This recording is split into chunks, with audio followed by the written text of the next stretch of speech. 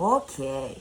Happy new moon, dark moon in Scorpio. God, there's gotta be like a better way than just saying happy, but like, yo, some shit's in the sky. And again, I say happy new moon, dark moon. Happy moon in Scorpio, with Mars. That will also jump to meet Mercury shortly after, opposing Gemini. While there is nothing in that section or house per se, at least with like major planets, I do think that still speaks greatly to retribution of indecision. I think something so strong opposing a household by Gemini is very much making a choice with information. Uranus and Jupiter in opposition to the moon in Taurus, and in an atmosphere full of retrogrades. The energy building in Aries beneath that, I think, is very contrarian to the energy that follows it, precedes it, with Venus in Libra, which again I think lends itself to understanding what is necessary for equilibrium. Let's see. Chiron and Eris, amidst nodal strengths, I think have a mind for revenge. And very much is trying to lead the flock. But I have a mind for revenge, where I think Saturn and Neptune in Pisces look to gain impulse control. And I think dream of peace instead of revenge. Again, I think Venus can lend itself to both of those, either of those decisions, either of those paths. But let's hope for the latter. I think all that Pisces energy too will lend itself to structuring new imaginations, and pulling out poisons from the root, which I think again is very much this Scorpio new moon. I think Scorpio is a very misunderstood sign, and I think the obfuscated view of the new moon is very much going to take advantage of those misunderstandings and use them. Like, you can use your faults against you, I suppose. Careful not to sting yourself. Let's see. I do think that if we lean on this Pisces energy, the Saturn, Neptune, Pisces energy, in the midst of all this other stuff, and rather than just the moons, I think that will lend itself, I think with the moon can lend itself to release fears and anxieties and intense agitation, and where intense agitation grows, so that I can leave more fertile ground for like pure inspiration and that kind of intensity instead of following Mars and the moon, and instead of an eagerness to meet Mercury with aims for prolific fires, or storms or outbursts or outcomes. You can still hope for a prolific outcome without destruction. And I think that's again where Venus wants to lend itself to, but is on the fence that we put her on. Yeah, buckle the fuck up. And be very aware of what's around you in the dark, and trust that. Funny that I say that, because it can really make you feel kind of crazy to not trust that, and to sort of make excuses around it. Oof. I love how I said prolific fire, but I feel so much like moisture.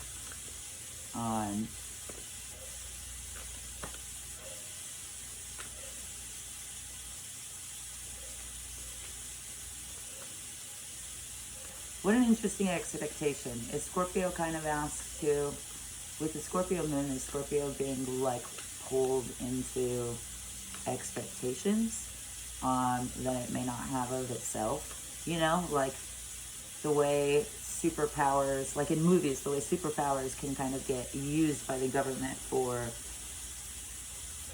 a dishonorable use, or you know, used for a different advantage. I think that is very much this moon. But, so we're going to pull some cards, obviously, because I'm shuffling. And we're going to see what rests in the stars for us.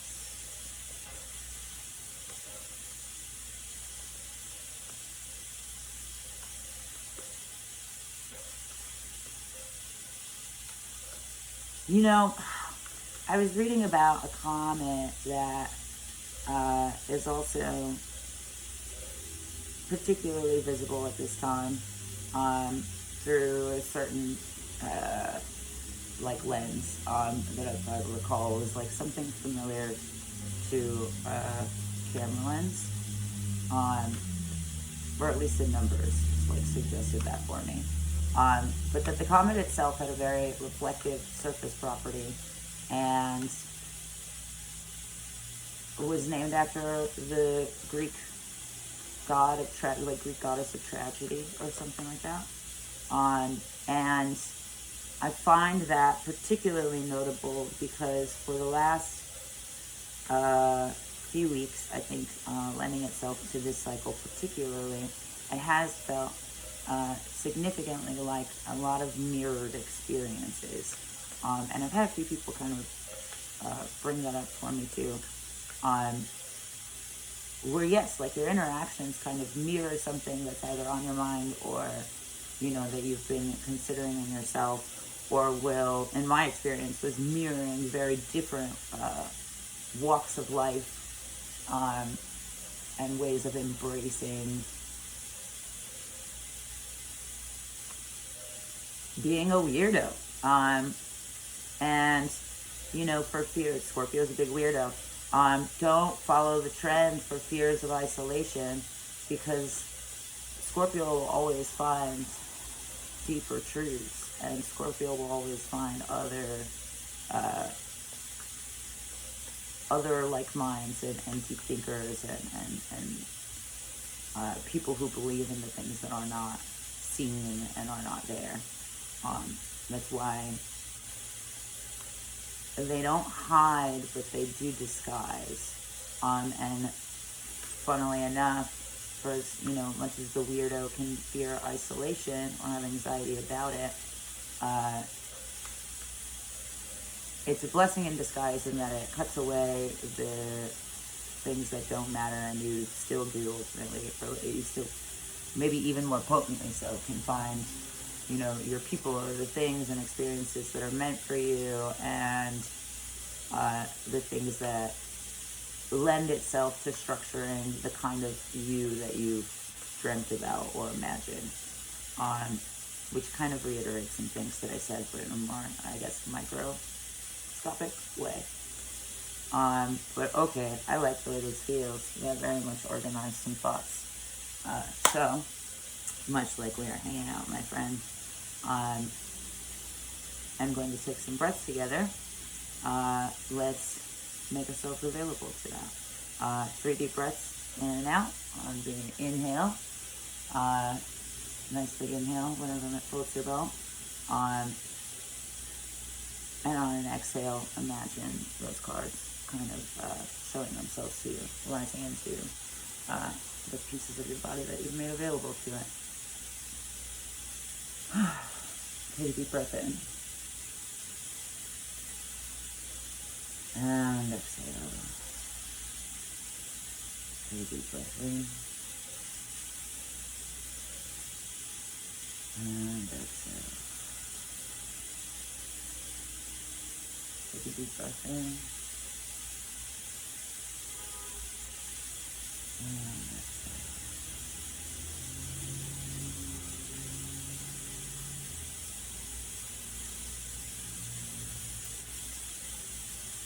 And okay.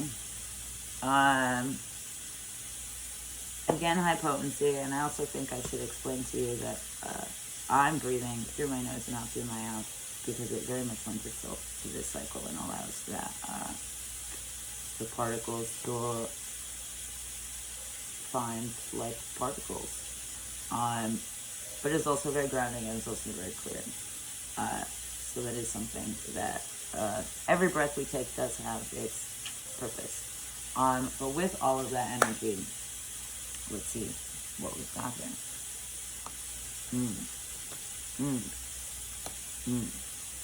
Wow, okay. Okay.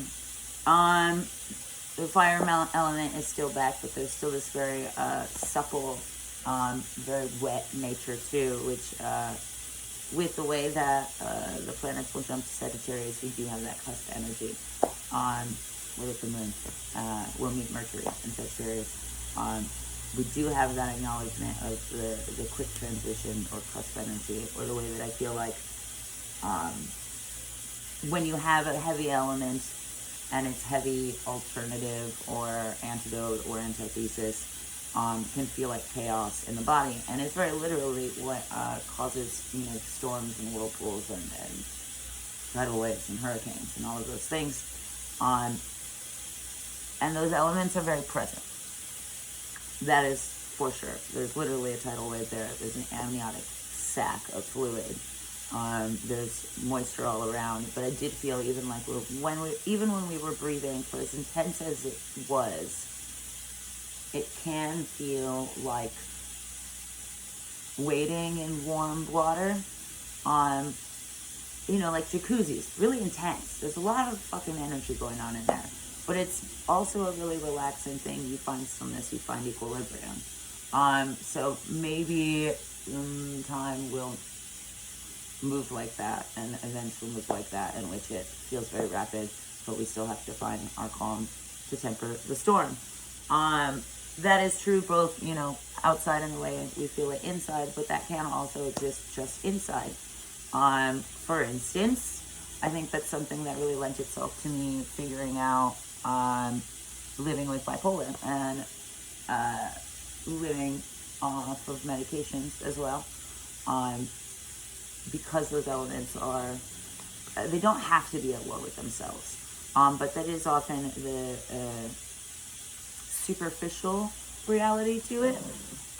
Those elements can lend themselves greatly to each other. And the way I tell myself, or what I've told myself in the past, is I used to think that fire and water as elements so strongly sort of canceled themselves out or tried to extinguish the other. And that was, war in your heart and in your mind. And that was effectively trying to kill off, I guess, a part of myself. Whereas now, I think I understand that those two elements actually can serve a lot. For instance, boiling water. You applying heat to those things can actually create a lot of condensation, and this is how we make ramen.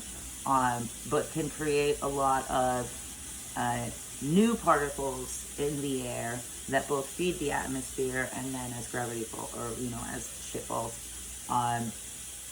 feeds the earth. And I think that understanding is why I could go from having, intense water energy and intense fire energy to people assuming that I have intense earth energy, because those two things kind of do exactly that, the way they would in the natural world as well. But I had to sift through a lot of trauma and memory and anxiety and doubt and all of these things and fears to be able to actually understand that and find that out and see it clearly. So it exists in the outside world, but it can exist just here as well.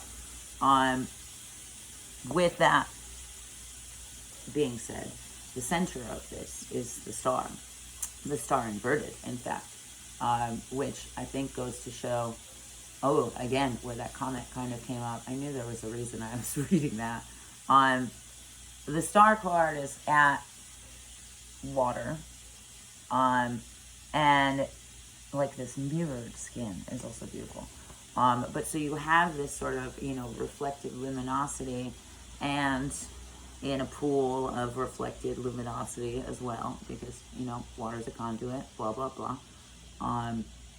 And this is reminding you that this is, the things that you see on the outside can also be a reflection of the inside, and too often do we sell ourselves short and sort of extinguish our own fires, trying to make sense of the outside world, or trying to make sense of the, dichotomies of it all, rather than understanding that what we can see is the reflection of ourselves and the reflection of our own light. That's not to say, blame yourself for everything that goes wrong in the world, but question, explore, be curious about what are the parallel lines in these states of self, or in self and other people and interactions, or self in the world. I think it can feel more like hell when you isolate yourself in judgment, and can't picture how you could ever be that, or do that, or what have you, because we often fail to see when we become our own oppressors, and how we've exemplified the nature of our oppressor in ourselves. The cycles of trauma, hurting people. Essentially, that's also, I think, often a big fear for people in even addressing that, is the fear of understanding that they're like their oppressor in any way, or like the fear of understanding anything about it. I feel like a lot of people would rather avoid it entirely and just make jokes about how they never would I ever, or make jokes about punting children across football fields, instead of exploring why they still have so much anger and disdain in their bodies from their childhood. So that is something that I think is disturbed in the still waters of, again, Saturn and Neptune and Pisces, disturbed by Mars and Mercury, and disturbing the illusion of everything in Taurus right now, or any energies that are in Taurus right now that are collective energies. Let's see.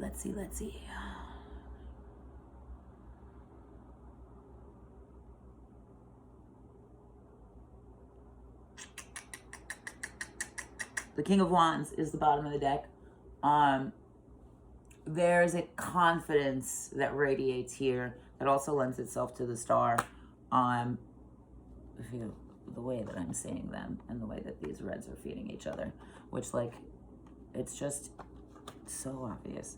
But the way that feeds that intensity is also the aura of reminder to the star character that they are in fact amongst the stars, with the stars, part of this beauty, part of this collaborative energy in the world, that is again a beautiful thing.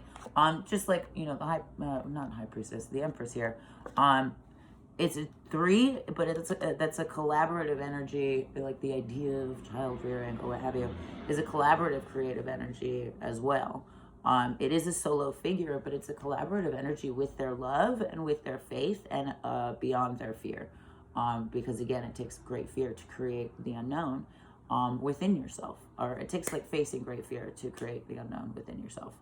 And that's also why this figure's eyes are closed, because it's sort of succumbing to the void, not in following the lead or, you know, what have you.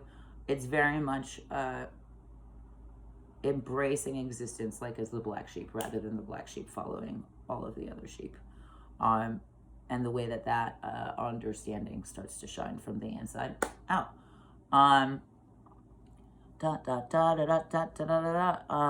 These are all very intense energies, and then it's followed by the Four of Cups, which I think becomes maybe a small proof in collaborative energy. It's like a small wedding where you only have, you know, the necessary witnesses. It is a very intense nature, but it is it's not like Nine of Wands intensity. It's like full fluid release intensity. It's like, you know, the space that you create when you see or breathe around waterfalls, which is actually like because of the breaking of molecules, like ionize, or like more ions in the air or something like that. But I do think breaks up the angles with which these molecules fall, like the structure or the definitiveness, the boundaries with which these molecules fall, that changes their bonds and changes their viscosity level. So there are scientific reasons why this feels good, but it also just feels very clearing too. Like walking after the rain, you know, like you can take bigger breaths.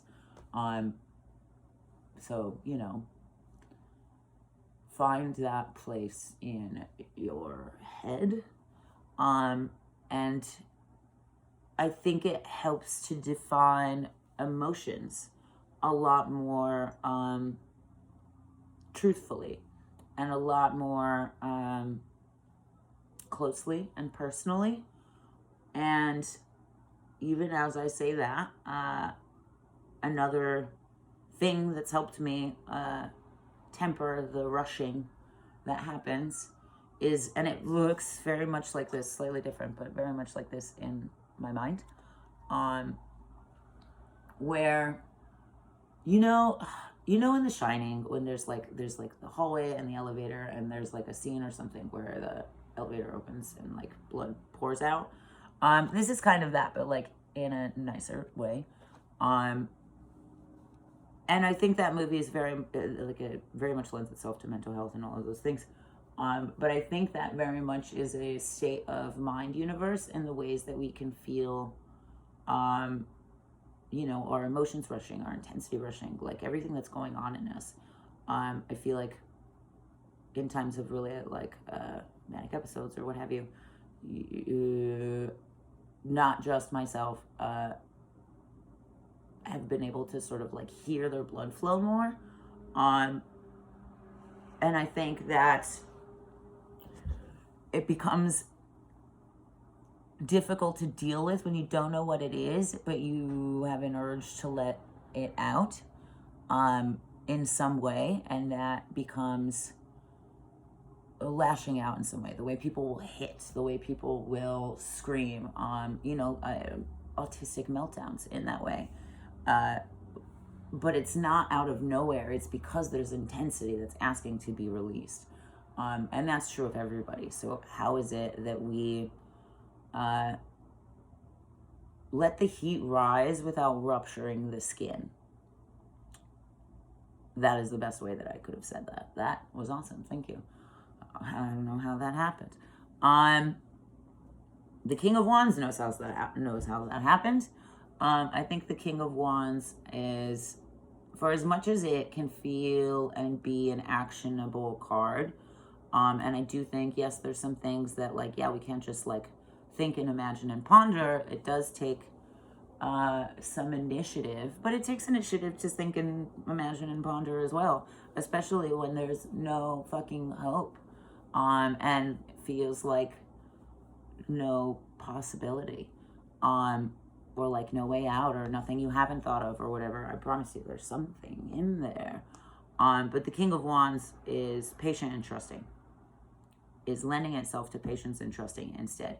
It's more sort of like a father figure to the star in this way, or a guide to the star in this way, rather than somebody that's sort of fighting on the ground with them. I'm thinking very much like channeling masculine energies, be it deceased or past or what have you, but not masculine energies for the sake of their strength. Masculine energies for the sake of their peace and their kindness and their patience, for the sake of their protection. There are ways to exude strength and protection without destroying those around you. And that's also very much the sacred space that he resides in. Yeah, there's a way to understand what's going on in you and be able to honor it and be able to, ask for what you need in those moments and trust yourself in those moments without lashing out on other people. And that's very funny too, because, in the rise of more and more mental health issues, it's funny the amount of times of people have been like cruel and abusive and problematic and unsafe, and will use their neurodivergence as an excuse for why they hit you or why they wouldn't listen to you or whatever, when in reality that's a bypassing of understanding what's going on in you so that you prevent harm again, so that you don't perpetuate the cycle of trauma and abuse. It's an investigative state, and again requires a lot of patience with yourself. But yeah, I've kicked out some people from a setting or a scene for being like, you can't be mad at me, I'm depressed, or something. And that is not a way or reason or rhyme around it. So take that for what you want.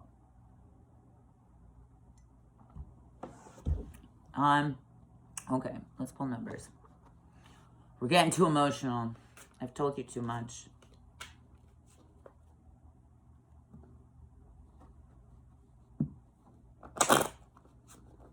Oh no.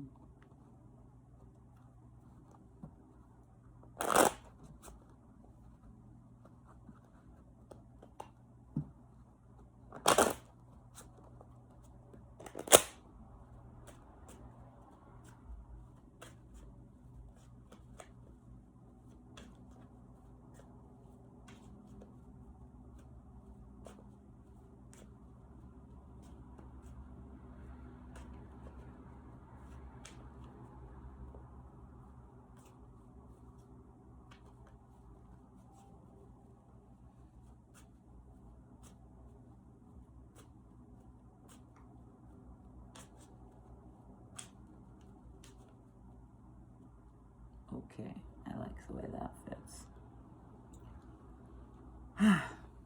Again, we breathe, my friends. Generally, however, is comfortable for you, but I would appreciate an erect spine, and I would appreciate, I think you would appreciate legit breathing through your nose and out through your mouth. Ideally, you're not supposed to breathe in through your mouth, but there are some times and purposes for it. It is not a default. But with that being said, take a deep breath in and exhale. Take a deep breath in and exhale. Take a deep breath in and exhale. Ooh, okay. I will say this now.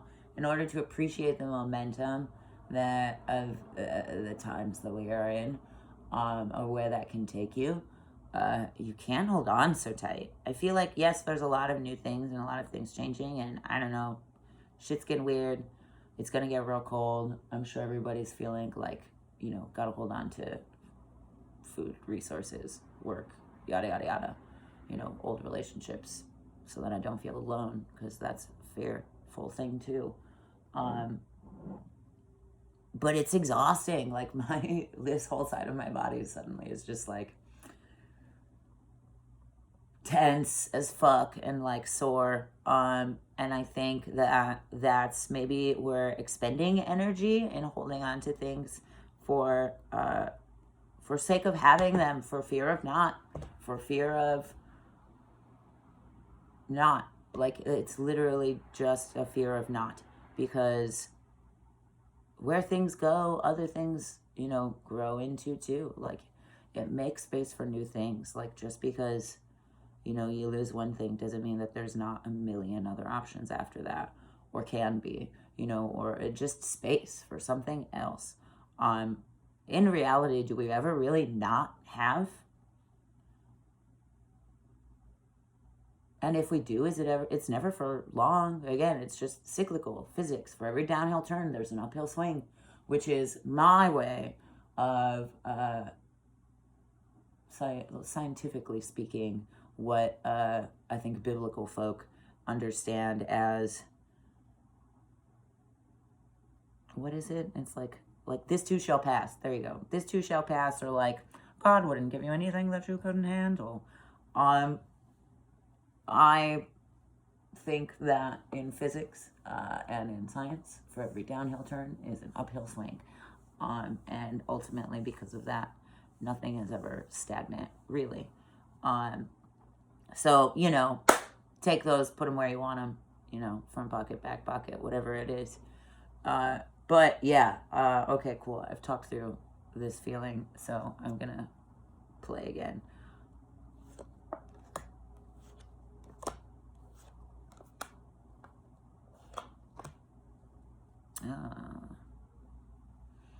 This is interesting. 6 of diamonds, Queen of diamonds, Queen of hearts, Ace of hearts. That's a lot of big players, my dear. That's a lot of very fulfilling players and a lot of really fulfilling energy. This is 100% like, oof, this is so hopeful. And so hopeful, so fulfilling, so like miraculous. I feel like it's, you know, and that's the funny thing too. It's the shit that we're scared of that's ultimately like so rewarding. And I think this is very much the blinding reflection of how rewarding that can be when we face that fear. And I guess take a chance on that. Take a chance on a miracle. Take a chance on hope, I suppose. Which is also taking a chance on yourself. On how... Take a chance on what you believe in and what that can offer. Take a chance on believing in yourself. And maybe finally giving yourself what you really want. And that's not holding on for dear life to what we have. Because if it was, then we wouldn't be wanting, now would we? Or feel unfulfilled. The Queen of Diamonds is very much that. I think it's, you know, maybe trying to point out the void, so that we can see it, feel it, acknowledge it, immerse ourselves in it, this Queen of Hearts. Not that the Queen of Hearts is about taking your heart and putting it in the void and like shutting the door and whatever. But I don't know, for whatever your connotations are for void. But ultimately that's a pure space of possibility. And I think when we can immerse ourselves in a lack of expectation, you'd be surprised what comes up creatively.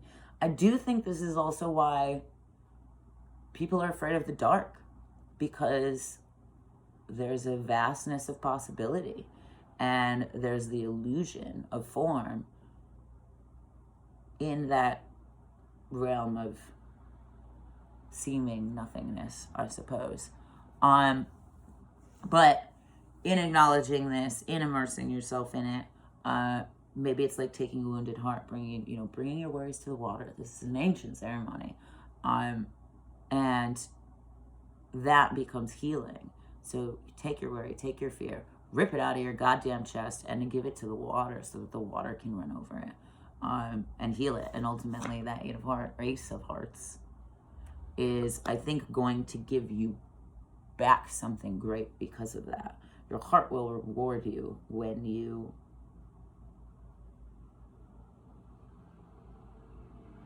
protect it, heal it, handle it with grace, and like offer it the same hope that you are so desperately and demanding that it offer you. Not to sound so intense, I'm sorry, that came out really, really wild. But that's just how it goes. Okay. Yeah, I'm gonna leave it there. It's a lot of passion, and you know what? It's gonna be hard to like go against your logical thinking or what have you. But pull away the masks of what your defense mechanisms are trying to protect, because you can protect it better by seeing it and honoring it and understanding what it is reflecting to you. Ignoring it doesn't help, and that's true of many things. Pretending it is not happening is not going to get us anywhere. It will only build this until the dam breaks. All right, party on. Happy moon stuff. I love you, and I'm sorry for getting so intense sometimes, but you know what? I'm not sorry, actually. It's just gotta be what it gotta be. I wish you well. I wish you truth. I wish you deep, deep connection with yourself so that you can find it with others the way a Scorpio would. And I wish you wholeness where you feel halved. My other fellow black sheeps. Party on and be well. Love you.